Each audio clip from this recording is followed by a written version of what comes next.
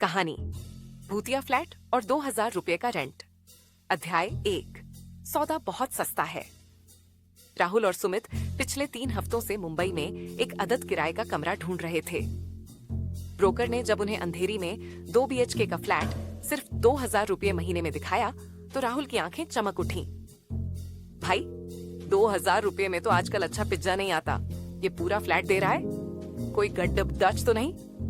सुमित ने शक जताते हुए पूछा। ब्रोकर ने पसीना पोंछते हुए कहा, सर जी थोड़ा माहौल का चक्कर है। पिछले 3 किराएदार फ्लैट छोड़ दाचकर भाग गए। लोग कहते हैं यहाँ एक भूत रहता है, पर फ्लैट एकदम चकाचक है। राहुल ने सुमित के कंधे पर हाथ रखा। देख भाई, भूत भूत कुछ नहीं होता, और अगर हुआ भी तो मुंबई के रेंट से ज्यादा डरावना कुछ नहीं हो सकता। हम ये फ्लैट ले रहे हैं। अध्याय 2। आधी रात का मेहमान। फ्लैट में शिफ्ट होने के ठीक तीसरे दिन रात के 12 बजे असली तमाशा शुरू हुआ। राहुल और सुमित हॉल में बैठकर लैपटॉप पर फिल्म देख रहे थे। अचानक घर की सारी लाइटें गुल हो गईं।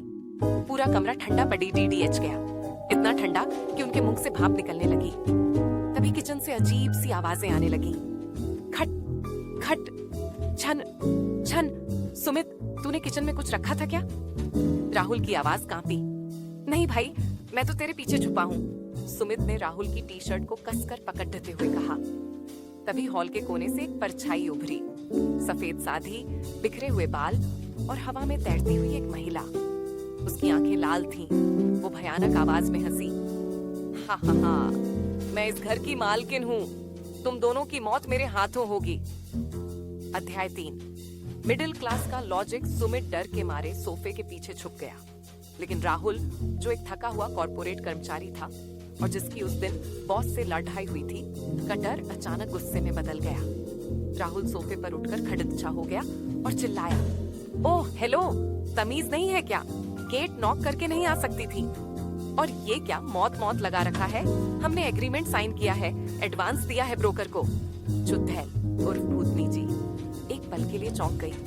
उसकी डरावनी हंसी रुक गई। क्या तुम्हें मुझसे डर नहीं लग रहा? मैं चुड़ैल हूँ, खून पीती हूँ। उसने अपनी डरावनी आवाज वापस लाने की कोशिश की। अरे तो खून पियो ना। ये फ्रिज का दरवाजा बार बार खोल बंद करके बिजली का बिल क्यों बढ़ा रही हो? तुम्हें पता है यूनिट का रेट क्या चल रहा है? राहुल ने डांटते हुए कहा। चुड़ैल ने अपनी उंगली से हवा में जादू करने की कोशिश की, जिससे टीवी अपने आप चालू और बंद होने लगा। सुमित ने सोफे के पीछे से सिर निकाला।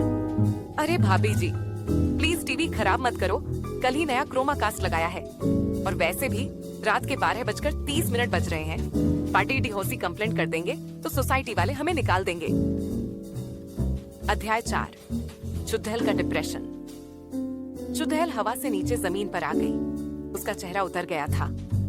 पिछले 3 किराएदारों को तो उसने सिर्फ पायलों की आवाज सुनाकर भगा दिया था, पर ये दोनों अतरंगी नमूने तो अलग ही मिट्टी के बने थे। तुम लोग कैसे इंसान हो? मुझे देखकर लोग हनुमान चालीसा पढ़ते हैं, तुम लोग मुझे बिजली का बिल समझा रहे हो। चुड़ैल ने उदास होकर सोफे के कोने पर बैठते हुए कहा। देखो बहन जी, राहुल तसल्ली देते हुए उसके पास बैठा। टेंशन हर मोदी पर है। आपको क्या दुख है? आप क्यों भटक रही हो? चुड़ैल ने एक ठंडी सांस भरी। क्या बताऊं, मैं 1990 में इस फ्लैट की ओनर थी। बिल्डर ने मेरे पैसे खा लिए और टेंशन में मेरी मौत हो गई। तब से मेरा आत्मा भटक रहा है। सुमित ने तुरंत अपना फोन निकाला। अरे, ये बिल्डर तो वही है ना जिसने पिछले साल स्कैम किया था। इस पर तो कोर्ट केस चल रहा है। अध्याय 5। Happy ending, Mumbai style. अब सीन पूरी तरह बदल चुका था। भूतनी जी, राहुल और सुमित तीनों मिलकर चाय पी रहे थे। चाय सुमित ने बनाई थी क्योंकि भूतनी जी के हाथ ठंडे थे। तो एक काम करते हैं, राहुल ने आइडिया दिया। आप हमारे साथ यहीं रहो, हम आपको डिस्टर्ब नहीं करेंगे। बस एक छोटी सी हेल्प कर देना। कैसी हेल्प? चुड़ैल ने चाय की चुस्की लेते हुए पूछा। जब भी मकान मालिक रेंट बढ़ाने आए या हमारी कंपनी का बॉस हमसे वीकेंड पर काम कराने घर आए, आप बस सफेद साड़ी पहनकर हॉल में आ जाना। चुड़ैल मुस्कुराई। उसकी डरावनी शक्ल अब काफी दोस्ताना लग रही थी। डील मंजूर है। वैसे भी अकेले बोर हो जाती थी, पर हाँ, संडे को मटन मैं खाऊंगी। मुंबई में घर मिलना इतना मुश्किल है कि इंसान भूत से तो समझौता कर सकता है, पर कम किराए वाले फ्लैट से नहीं। समाप्त।